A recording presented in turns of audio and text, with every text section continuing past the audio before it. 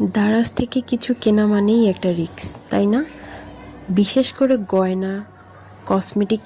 তো আজকে আমি সাহস করে দারাজ থেকে এক জোড়া কানের দুল অর্ডার করেছি। সত্যি বলছি, পার্সেলটা হাতে পাওয়ার পর থেকেই আমার হাত পা কাঁপছে। ভেতরে কী আছে, জিনিসটা সুন্দর পাবো কি না, নাকি আফসোস করতে হবে। আপনারাও নিশ্চয়ই ভাবছেন দারাজ থেকে কানের দুল কেনা ঠিক হবে কি না। চলুন আজকে আমরা একসাথে সেটাই পরীক্ষা করে দেখি। প্যাকেটিংটা খুব মজবুত করছে, খুলতেই অনেক সময় লেগে গেল।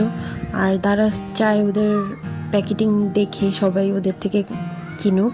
তো এই তো আমার হাতেই বের করে নিলাম কানের দুলটা।